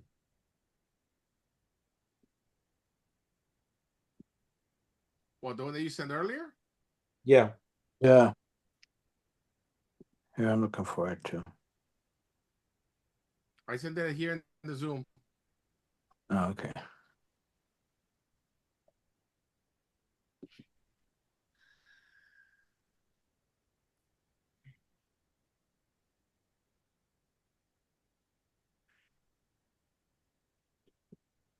It's so weird. Hold on. Let me see. You sent it here via Zoom. Minivela changes and strategic adjustments. Yes. Yep. All right. Before I get into it, let me just say one thing.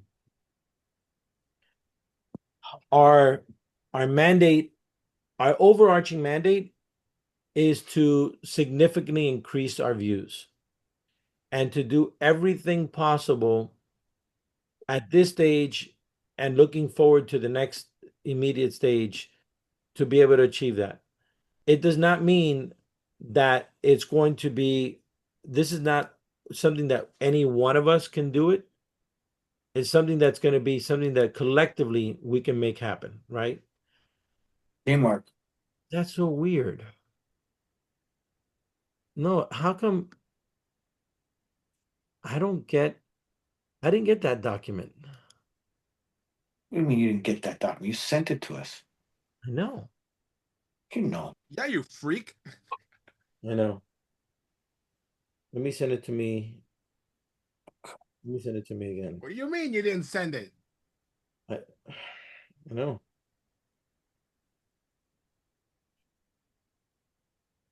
Don't tell me it was John Leguizamo.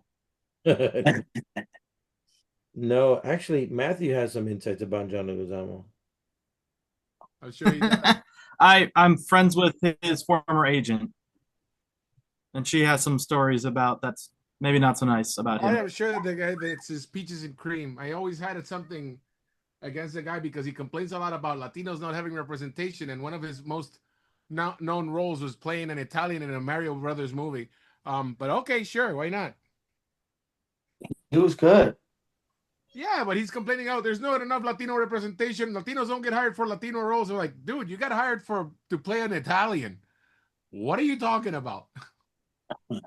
Here, I sent it to you, Manny. What you sent us. I mean, he's that's the issue of it is, yeah. I mean, I don't want to. If you guys Started with want his to, I whole can get history into of it, but history for No, dumb don't worry about it. people. Don't worry about it. I was Like the whole Latino history is like so conflated and so skewed that it's not even funny.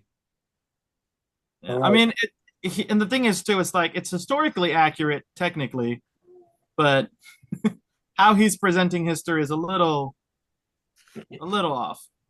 No, it's totally off for sure. A little off. It's like at one point Uh, he's like, "You better hate the Spaniards," and then another time it's like, "Oh, but he was like a bro." I'm like, "Oh, okay." I mean, I'm trying to be nice about it, man. You don't have to. I hold no love for the guy or hate but just I don't think he's objective. Like I was actually watching one of his videos about Bomba y Plena in Puerto Rico, and he turned it into a freaking political independence uh uh They ran. propaganda piece, and I'm like, no, that's not what it's about. All right, But here we obviously go. they got to sell the drama, that's what it is. All right, part two, guys. Yep. Part two, and let's appreciate your patience. I think it'll be. I think a lot of this is going to be stuff that is of the marinating type, but definitely some of these things are being immediately put in motion. So, I think it's intriguing to continue shooting horizontally, but now we know that vertically is perfectly fine. Efrain, that's a decision we got to make as we move forward. We're gonna Well, I shoot can give you my 2 cents on it. I say we keep shooting horizontal with the grids because you know what? If we ever want to repurpose this content for anything else, we are screwed if we only shoot vertical. That's true. So you know what? That's a non-starter for me. However, I believe that next I can understand that. I can understand that entirely. The micros you could shoot vertical. I mean, yeah, if the micros are going to be disposable, sure. But I mean, if we're going to be shooting, imagine if we would have shot Cholita in vertical. No, you can't. Anything that's going to be a short film version or even a 30-minute film version like Cholita, Or that's even on anything. If we start horizontal. writing scripts, the way that the real short would like to have our scripts out, which is making a 90-minute story. It's about, if we cut it to a minute and a half, that's 70 episodes. So even if we do something long form like in that fashion, it is best for us then to keep it in horizontal, Horizontal. because then we can always use it for other platforms. Hell, before you know it, if we do, let's say, the three 90-minute episodes, or like three 90-minute projects, that's 210 episodes that are a minute and a half short. But that's literally 30, that's at least 6 episodes. That's half a season for a show. Yeah. And you know what? Half a season of a show, we can pitch it to a company if they like what we're doing good enough. Why not? Especially if it resonates, I Right. mean, that's And that's then the we can thing. It's broadcast it proof on of TV. But if concept. we only do vertical, guess what? Gone. Forget it. Well, it's again, it's proof of Yeah, concept. it does. So, It is more limiting. I think it's more limiting. You're right. But Red, I believe, is going to tell us to. Red wants us to shoot the what's happening in America vertically. So I'm going to let that one go. Rame Efra, I agree with this particular case, but what do you think? Because we're about to make that decision. Nada. Then, if, for example, what's happening in America all of a sudden takes off, you're gonna have to reshoot everything you've done all to that point because we shot it vertical. But nah, it's like we got money, we got waste. I mean, sure, why not? It So doesn't take much to just turn the camera over and turn it horizontal and frame correctly. It doesn't really take that much. No, he's right. It's fairly simple to do, okay. and So so everything has framing. So so when you You can see yeah. either buy a townhouse or you can buy a ranch. so here's a let's go to the next question. But I think my answer is I'm open to both ways more than I was before. I'm not as set that it has to be horizontal, but I understand that we should strive for horizontal. So horizontal is the way that we will try to do everything. Let's I continue. mean, with the exception of the what's Yeah, happened what's in happening? America, I think that's got to be done horizontally. But the like I say, those micro vellas that Red does, if he wants to do them vertical, that's fine. Yeah. And maybe the other microvellas that we'll do are vertical as well. Well, let's just keep in mind, if it's stuff that should be in long form, let's just then shoot it horizontal. But if it's something that's Yeah. going to be a one-off, then we can shoot it Yeah. vertical because we know it's going to go to for social media. Exactly. And on your other line right there, stay the hell away from Hey Jen. I'm not going to talk to you anymore if you even think about it.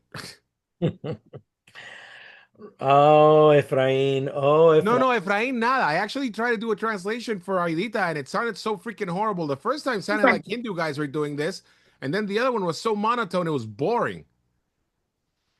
Mm, It's not there yet, Manny. That technology is not there yet.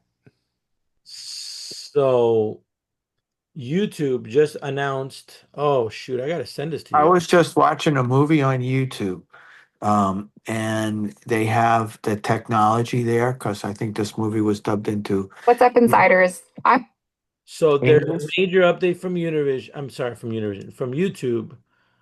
Matt, you should look at it as well. Efra, you should look at Matt. Matt is not so much on YouTube, but you guys should look at it. Oh my God, where is it at?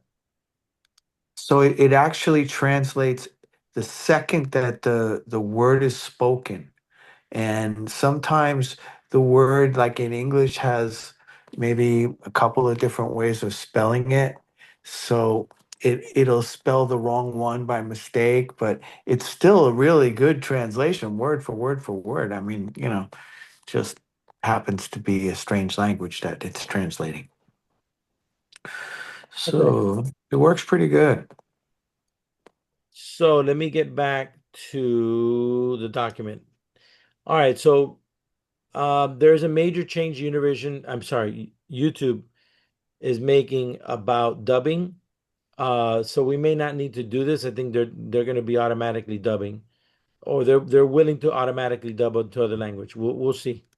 That's coming any moment now. Now, every slide that you see in blue in this deck is on purpose. That means that these are the most important slides, in my opinion, from this presentation. Okay. Um, so everybody is attacking the Latino marketplace through the prism of Latin America and Spanish. So here we get to stand out, at least for the time being, because our stories may not be focused deeply on telenovelas, but we are the ones who do produce in English, okay? And yet we're also the ones that will continue to have that dramatize me focus where there's love and romance, but there's other type of stories. That also helps us stand out from Real Shorts and VIX Micro, which have different models than we do anyway. We need to continue leaning on Aidita for the telenovela TikTok material in Spanish, but in English, we should definitely reach out to the young bilingual Latina, especially Mexican American and Caribbean Latinos who feel and think American Latino. And then our stories need to continue to be universal. No matter whether it's a love story or a mystery or whatever, we should always strive for that broad universal relatable. The word is relatable type storytelling. The other thing is we need to immediately institute highlights and playlists on our TikTok and Instagram channels. They're not there, or practically not there. And additionally, there should be one highlights or or playlist that is devoted to episodes. Just it's just labeled episodes. Our thumbnails should probably be more in the fashion of Darman with two colors and alternating letters. That would be the easiest, although it's not always going to be the most they're not always going to look as good. So we're going to wait to see what Rachel and Kayla decide. We need to develop an iconic M or an iconic MV for our logo everywhere. I think that should replace the current logo in terms of like the image. I want it to be more like Real Shorts where they have the RS for Real Shorts. We should have MV for Minivela. So that design is going to be put in motion by Kayla. We have to post at least 5 times a day on all platforms. So we may not be able to get there in the next week or two, but we should be able to start having 2, 3 in the next couple of days. And hopefully over the next several weeks, with more and more weeks of posting, we should be able to be posting 5 times a day if we follow some of these easy cut them up and post them formats that we have here. It should include a mix mostly of videos, but of even one static image with a fun thing like, are you having a great day? Like that kind of fun stuff that we saw from the other memes. We should have that meme strategy in place. And a Facebook strategy is critical to our success. So we need to find a way of potentially buying or starting a Facebook page from somewhere outside of the country or purchasing one from somebody that may not be using it. Believe it or not, that happens. There are people that have just given up on a Facebook page and said, look, I don't give a crap. I'm not even using it. I have like 50,000, 100,000 followers. Just take it over. We got to find those. There is somebody out there that we can probably work with. And then our mission statement needs to be more reflective of the fact that we're about the drama of life and doing elevating stories that are fun and creative or whatever. Something that cuts beyond what we have right now, just like our main competitors. Not because of them, but it's helpful that they're doing that. We need to Facebook and TikTok are a big priority of our competitors. I think there's a lot to that there, guys. And in the case of TikTok, it's monetization. So we should look at making sure that we are able to grow our TikTok and not just Instagram. We should really focus on TikTok and Instagram heavily. However, I have been told that we are severely underestimating Threads and X, that they're desperate to boost and to have content viewed, even from the US, that they're very, very, very good about that. Okay. Um, and the other thing is, we're going to try to emphasize young actors as much as possible. So let's tell stories that appeal to that demographic as much as possible. Here's some hashtags that we're starting to incorporate. We need to go back to posting consecutive minivelas like we used to, Robert. Our episode cut downs can range from 40 seconds to 1 minute, 30 seconds. As a matter of fact, they could be as short as 10 seconds. Because if we're using the trending song with a fun moment or an image, that will be more than enough for some of these. And all of our minivelas should get extra promo on social media that's paid whenever we can do that. Okay. That should be done, for example, with Cholita. Cholita, without even a social media presence, accumulated 500,000 views. Even before we send it to you, Matt, Cholita Takes LA had 500,000 combined views between TikTok, Instagram, etc. Nice. Our regular actors should, whoever our regular actors or partners are, they should have a highlight. Hold on. Can I just ask a quick question because Matthew might be more familiar about this Yes. than we are. Matthew, have you noticed if there's any penalties for paying to get the content boosted? Is it something that then all of a sudden, if you don't boost it, it'll just bite you in the ass and then it'll want you to keep putting money into it so it does boost? On Instagram. I haven't. I mean, like, how about this? So I would say that I haven't noticed any negative consequences to it. I don't boost too often, but the times that I have where I've worked with a company who's like, hey, we want to ad boost you, what'll happen is that a lot of views will come in, but maybe not comments, followers, or likes. But if we're just fishing for those views, then yeah, it does work out really well. But as for negative consequences, I haven't seen any. So if you actually post something and then you boost it and then you post something else, That's have you not noticed boosted. I if your haven't. views like drop a lot, or like for example you have something that goes from 1,000 views and then your next post turns into 20 views and you're like, what the hell just happened? I would say now that doesn't usually happen on TikTok or Instagram. At least it hasn't happened on my end. I would say that if you boost an ad video, it'll be much more than your average. So you'll likely just go back down to your average, but you won't go below your average. Okay. That makes sense? Yeah. Yes, absolutely. I would subscribe to that. It does help. It does help, and they're getting better about making it help. But like I said, it's just the views. So if you're able to do a hey, be sure to like, follow, whatever. That's the time to do it. But what I'll tell you, what other people are doing nowadays is they're bypassing ad revenues through TikTok and Instagram. What they're doing is they're reaching out to people directly and saying, hey, we'll give you 10, 20, 30, 40, 50 bucks, 100, whatever, to just repost this on your story as if you're naturally reposting it. And so that way, instead of spending 20, 50, whatever, hundreds of dollars on actual ads, you're doing more organic, Buying the reposts. collabs. Exactly. So that way you're not messing with the algorithm. Yep, that's what we put a budget in for. So I would say I've seen that before. I know some content creators are themselves doing that. They're like, hey, can you just repost my content for like 20 bucks? And all you do is click repost. It's the easiest thing in the world. Click repost and then, give them their 20 bucks and then you're done. So it's, I don't know if it's working or not, but there's one guy that's been doing this and I've seen a few people reach out to me to do it. So, By the way, Matt has mhm. a lot of friends that are influencers that would love to be part of our mini velas. Yeah, actors too. A lot of filmmakers and actors too and stuff. And Yeah, I mean, it's, we definitely want to tap into that well with you, Matt, in the near future. Now. All talent should contracted for a mini vela should agree to do a collab with us for mini vela. That's got to be inserted into the agreements. That's not there. Rame, please note this when you see this. This must be a condition now. All right, thumbnails. Copy. You don't need to worry about this. This is for Rachel and Kayla, so we're not going to go over it. It's just about what's going to be the thumbnail style. Now, this is a big one. Distribution, distribution, distribution. So we are going to follow the red method on Instagram of collab, letting him do that, then collab with us a day or two later. We're going to leverage Carlos Ponce a lot better for his accounts, which we have not. We've been a little bit shy about with doing that, but it's been because of the refinements that we're making that we're now, I think, in a better position to doing that.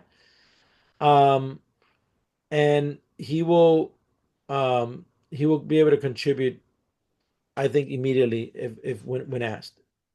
Matthew is going to be one of our distributors for English language Minivela premieres. Um, not doing anything in Spanish because it's kind of outside of his thing and his audience. So uh, want to do that intelligently. Minivela distribution is going to now include posting to Threads, Facebook, and Instagram. I mean, and X. We've been posting to Facebook, but without any heart or focus. I'm going to take a deeper dive into our Facebook to make sure that that community feels more engaged. We're going to create distribution partnerships with other, by the way, if there's other Latino creators, uh, Matthew, that you know might be Mhm. targets for what you just mentioned, let me know. But Yeah. we're going to try to do this now with Latina Cool, who has 400,000 followers, although Mhm. unfortunately a lot of them are in Latin America. And then Spanish language minivelas will get initial collab on even on the Bistec account that we have, which is only 10,000. And then I will be taking it off after 24 hours. Once it's done its job for Bistec, I take it off from Bistec. Okay. We're processing right now. We're in the process of several distribution partnerships. These are some of them. So that's all that matters here. Uh, Manny, yeah. let me say something here. Um, we need to flesh out the Nueva Network opportunity as we're entering, some serious discussions with them. I'd like to be able to point to the ways in which we can monetize together, be it Minivela or VibraStream, and of course, create content for distribution through radio, podcasts, etc. Yep. So we need to flesh this out as soon as possible. So maybe you get your creative guys in a room and let's do that because this is key. Tomorrow, the next day, I mean, as soon as possible. Okay. Okay. So that's that. Now here's a big one. Here, these are some of the biggest ones that are coming up. Uh, we're going to repurpose, re-edit existing content. Um, this is why we're not going to be producing as much for the next 2 weeks. Ramen, Efrain, and I spoke earlier today, and we're just really going to mine the existing content for every possible reshareable piece of content. And some of the stories themselves might even be shortened and made to feel stronger and faster. So we're going to take a deep dive reevaluation of every mini vela that we've produced for that. We're also going to have new thumbnails, perhaps new headlines, and new looks that will be across YouTube and other vertical platforms. Compilations, great. Yeah, Yeah. we'll do compilations, which is like the laziest thing that we can do is freaking throw three collabs together that we could call it Latinas in dramatic suegra fights. You know what? Yeah. We And could put all the Haidita stuff in call it, Spanish. not all, it could be all of them, or it could be some of them. It could be three, it could be seven, it could be 10. You know, Yeah. compilation. Let's freaking flood again. Operation Flood the algorithm. We're gonna flood the freaking bastards here. Okay. So videos should now be compiled into compilations.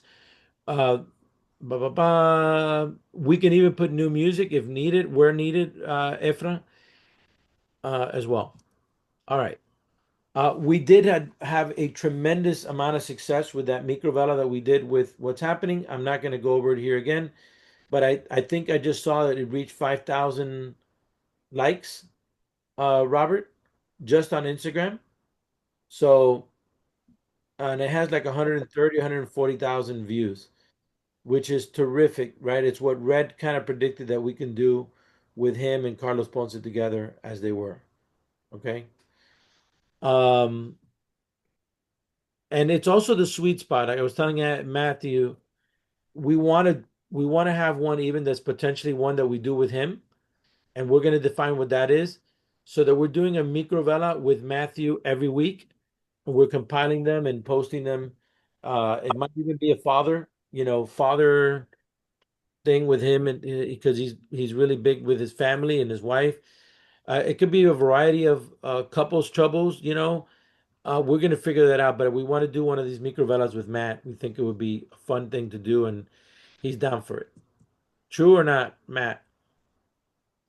Yes, I mean, I like I said, I do like the thrillers, supernatural, weird stuff. But anything that would, I mean, gonna stay in the market of it all. Um, I'm excited to work for. Adita is making a ton of adjustments. We don't have to go over them here. So she herself is ready to roll up her sleeves and make some changes. We're excited about that. She feels that our approach, what we've been addressing here, is very humanizing for the brand. So she feels excited about that. Mr. Red is going to make his own adjustments, and I felt very good about the call we had Friday. You'll meet Red soon, Andrew, Matthew. Freaking super dynamic dude and very smart. We have a lot of respect for him, and he's a co-producer of What's Happening in America with us. All right, here we are on the two most important slides to finish. So the marketing and distribution. Currently, we've been posting once a day at best. We optimize some of the videos for other platforms, especially YouTube. And when occasionally we collab with creators on Instagram and TikTok, but those videos have been originating from Minivela. That's going to change. Now they're going to originate from the creators. We're going to flood the freaking platforms. We're going to collab properly and have the collaborators be the first ones to share. We're going to add more collab partners on Instagram and TikTok. We're going to boost whenever needed for advertiser supported campaigns. We're going to integrate a Minivela player on Nuestro Stories website. And here's a big one. Robert, I have not talked to Rachel about this. Rachel, don't lose your head when you hear this. We're going to possibly switch the YouTube account of Nuestro Stories for Minivela immediately. I'm going to talk to her about it, see if that makes sense, because that YouTube account has 11,000 fans compared to less than 2,000 for Minivela. Very good fans, the ones that we have for the 2,000, but it might be worth doing it if we can, if I can reconcile this with Rachel. How many hours are of you time? We're at 3,000 plus on that one, so we've reached the smallest threshold, and it's 1,000 more than we have. 4,000 hours. Yeah, we need to go to 4,000, but with our current one, we're at 2,020 or something like that. So we're at 2020 with Minivela, and if we bring over Nuestro Stories, it's what? 3,000. So we'd be at 5,000 plus. No, no, no, no. You can't combine them. You got to switch. Oh, You got to combine them. So we'll see. I got to talk to Rachel about that why can't we combine them? because they don't let you. You just can't combine them. You can change it. It's like adding to them. No, they don't let you add. They don't let you add. Because then people would just be buying some of these and say, "Oh, I got 10 million." Exactly. No, they don't do that. You don't do that? No. We're adding additional distribution partnerships. We're going to be trying to boost on YouTube, Instagram, and TikTok. And after 3 weeks of content being out there is when we will consider boosting it, uh, select content, boosting it. And then we're going to leverage, hopefully, Nueva Network to expand the reach of videos and marketing for the Minivela brand. And then we're also going to be starting conversations with international markets like the Ukrainians and others to see if there's an opportunity to collaborate with them. Some of their stories are really relatable. All right. The other the other concept of collaboration is creating the network to where we might be able to bring brands onto some of these sites like Darman and Real Yeah. Short, etc. Yeah. The collaboration with our competition might be in the offering, but that will require a conversation first with them. All right. Views goes per week. I don't know if Alex or you guys think that these are too low as a goal per video. This is goes per Minivela or Microvela. Okay. But read this and tell me what your reactions are, guys. And with this, we pretty much are, I think we're concluded. Across all, only 30K. I thought you were thinking the goal should be 30K on YouTube. No, no, because we don't have the following to justify that on YouTube, not without budget. This is so right now, I haven't done the Or analysis. with collabs with a little budget. I mean, Yeah, with I think this you is know, for Alex. I think this slide is for Alex, but I want to see what you guys think. Alex, I think that's beautiful. pitiful. This is per video right now without any campaigns. What do you think, Matt? And feel And the free to capacity be. of, do you think this is all achievable and stuff?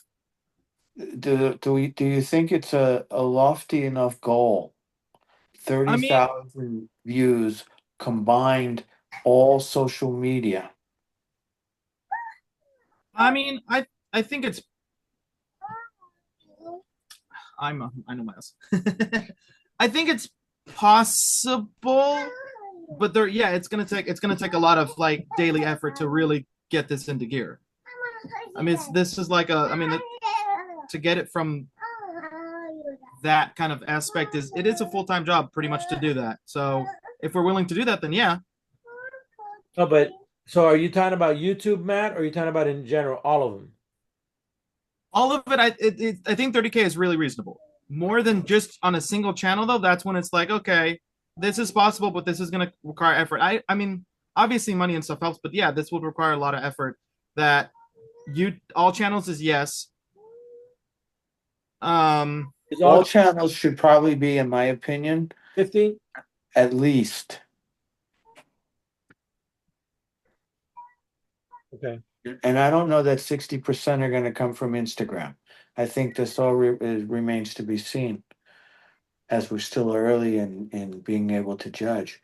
And I think if we don't hit that, especially with the Minivela, we have to boost. We have to get it there. Oh yeah, with boosting you can get it there immediately. I mean, Yeah, no, I mean this is a goal. So we have to subscribe to this goal so that Alice can go out with a clean conscience and say our minimum's going to be 50. If it's viral, hey, hey, hey, hey. But we can tell you that we'll never have a mini Bella that'll be less than 50. And that's still little. It's well, just a little. Matt, when Red does a post, we won't hold you to it. We just want to know. When Red does a post on his channel, he predicts that he will get at least 100,000 views At least. on Yes, Instagram alone. at least. He's been doing 250,000 more. No, I know. But I'm asking Matt. Matt, if you were to predict doing this on Instagram and you're not collabing immediately, you're doing this share yourself, right? Yeah. What do you think would be more or less? Don't worry about what the number is. I just want to know. What do you think you'd be generating? I mean, like I said, it depends on the followers. It depends on how much content we're posting. The bad part about posting a lot of content is that the algorithm can get bloated, and then it could go, well, if people are watching your videos, then yeah, you'll get a lot. But if nobody's watching your videos and you're just spam posting, the algorithm's gonna kill it. No, but I'm talking about your channel. Right now, I give you uh the Aztec warrior fell in love. Uh-huh. I And mean, that is a story. That is a real story. okay. So the Aztec warrior falls in love. You posted on Storytime Guy on Instagram. What do you think uh what do you think that video will perform? You're saying like an actual, like people are actually acting and stuff, like we do that way? If you posted the video, how many views would it We would did a it mini generate? Vela. If we did a mini Vela in English and it's whatever, it doesn't have to be the Aztec. Yeah. Yeah. I mean, with a collab, just me posting it, I mean, it's Aztec stuff, depending on the day and everything. I mean, if it's romance, it's well done. It could get, I mean, anywhere between like 20 to 100,000. It depends on how well it's acted, how well it looks. Let's say 40,000 guys. When we're estimating Matt's potential, Yeah. Average. I would say my Aztec videos, if they're really well done and they have cool art and they have whatever, just based on that, they hit easy 50,000. on Instagram, and then if we're taking like combined total views, yeah, it could easily jump over 100,000. Yeah. So Robert, I think that could be a good ballpark. Let's say 30 to 40 Matt, and then the rest has to be us. Carlos will be in the Spanish language one, our contributor for that. That's what I'm going to count on Carlos to weigh in. Like I said, this is a holistic approach to Yeah. from point A to point B. We have to look at it as really a minimum of 50. That's just us. That's not counting what it's gonna do on Matt's No. That's not just us, Robert. This number that we're putting here has to be the combination number. So if you want to well, put, if it's a combination number on Carlos's alone, you could get a I million. know, Carlos, yeah, but we're averaging it out. Like, what is if we put a video out tomorrow in English? What's the minimum we think we will reach? And when we do it in Spanish, what is the minimum number that we think is success? That's what. It's not what we're gonna reach, it's what's the goal that we're gonna go for. Yeah, but it's also what we expect we can generate. So So it's 30,000 is pitiful if you're talking about everybody combined. I just put in. I know. I was. It was a.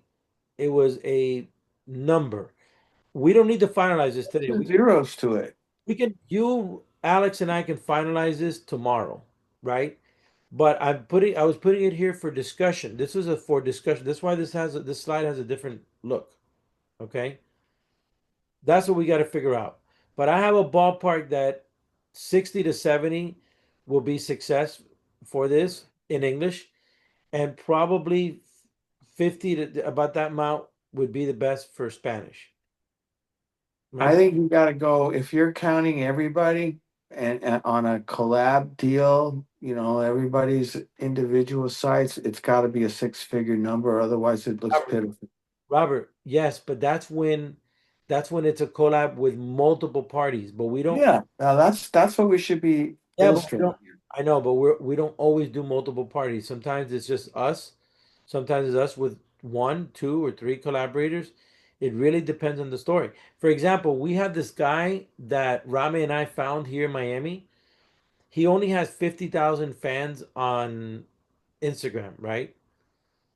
When he collaborated with us on one of the Minivelas, we could trace to his post that he probably helped generate like 50,000 views by himself On collectively what Minivela? for the Translation helmet. translation helmet.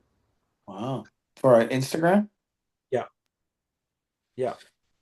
Okay. That's a So guy with only 50,000 and like not much of a presence, like, and we could tell that he had a lot of loyal friends and fans, right? when That we were when we put together a Minivela concept and we determine our go-to-market strategy, it should include enough participants that have a combined total of for their platform, in the millions, so that we could potentially get 100,000 right. views But per Robert, Minivela.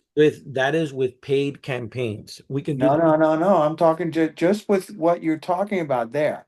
I mean, just the idea that we're going to bring two or three actors, we're going to have Carlos and or Red or Matt or one of our guys leading the charge, all combined, if you're actually counting what they're doing on their social handles and ours, the goal needs to be six figures. And the way we approach that is every time we dream up a Minivela, we're putting in the components that are necessary to achieve those numbers. So, for instance, the actors got to have some girth to their social platform. Not The necessarily. Yeah, not necessarily. Unfortunately, well, there's a lot of maybe actors that don't. not necessarily, but hopefully, Yeah, and that there's at least got to be a way in which we can achieve those numbers. Okay, and it might mean that we've got to buy a couple of collabs. I mean, I don't know what it is, but essentially, when we release a major Minivela, the thought process, the organization needs to go into it for marketing. And that marketing has got to include influencer creator types, right? Actors that are also creators or at least influencers, essentially, that will be able to have a platform delivering enough views to hit that goal. If we fall short of the goal, we need to juice it with a little, obviously, a little Yeah, boosting. yeah, So this is something now Alex can be confident about. yeah. We need to talk to Alex about this tomorrow, and then on this one slide, we will all regroup on this one slide the day either tomorrow or the day after on this one slide. Let me finish, This Robert. is an important slide. This I is know, I really know, important. I know. Let me finish and then we're done with this. So I'm not going to go over all of this, but the good thing is that I have I have identified as of now 13 types of posts, 13 types, which gives us a very broad toolbox of types of stories that we can pull out and boom, pummel the freaking algorithms with. So 13 types of posts, many of them are here. They follow in this presentation. Okay. Great. Let's make it a 500,000 views. Robert, let's be Just measured. kidding. Just Remember that one slide and let's not go back to it right now. a joke. This one slide is what is every post that we're doing at a minimum going to generate. What is a clipeo? No, a clipeo is a type of post. Don't worry about it. You'll see it there when you look at the presentation. I'm not going to go over it because I've taken a lot of your time already. But we've had a very productive call here. Any final comments or questions, guys? This presentation is, you know, great to hang on to. Manny, you know that slide number 9? Number 9. You This one, need to you need to have one that mirrors that says sales, sales, and sales. yeah, And but that's not. I know, no, but listen, let me finish. And the reason I bring it up is because this is the creative conversation here. And in the creative conversation, we need to be able to think for Alex where we might be able to place brands inside the videos. So is there a location that we could say it's going to be at a Taco Bell that Alex could sell? Is there something that's part and parcel with promoting a brand as an organic um, component within the video? So it's not seen as some obtruse, situation. We didn't put a Cadillac in somebody's living room. So essentially, those are thoughts also that would be very helpful in terms of sales. And essentially, I do believe there should be another section to this that says sales, sales, sales. all right. Okay. Well, I don't want to mix it right now because this team is really production, creative strategy, but we will review that with Alex Robert. I think that's You guys get that, right? I mean, Rami and Efra and Matt. I mean, we're a sales organization as much as we're a content house. Yeah, you're And just looking for product placement. exactly. Yeah. Product inclusion, placement, et cetera. Any kind of opportunities that crop up, just bring them out so that Alex is aware of them, and who knows when he might be able to use them. no, and you're right, Robert. I know where that's coming from. Is that conversation with Jose, how he has every single department of his company, production, everybody. They are Yeah, together. right. That's true. Yeah. I know that's. He's all about sales, sales, sales. In fact, Well, that would we've be the asked first them. thing in his deck. We've asked them if it would help him if we created a microvela to show an example, just so like that he has like that tool when he goes to pitch. For instance, when he was pitching McDonald's, we asked him if it would help if we did something with a snack wrap or anything along the lines, just to be able to show the brand, so we could show how we could easily integrate it. But That's not a bad idea in terms of actually working them into some of our existing or our future stories. But yeah, Yeah, I'm gonna that's it, Ramen. I'm gonna stop this recording now. You guys have both presentations. I'm gonna send this to all of you later today because but this is a great frame of reference for the future. Rame, you jumped off about an hour and 46 minutes long. No, I was here. You just didn't probably see me when I jumped back in. When did you just jump back in? 20 minutes ago. Oh, I jumped back in probably like 45 minutes ago. Okay, so you only missed like 15 minutes. Yeah. All right, so I'm going to stop this recording now.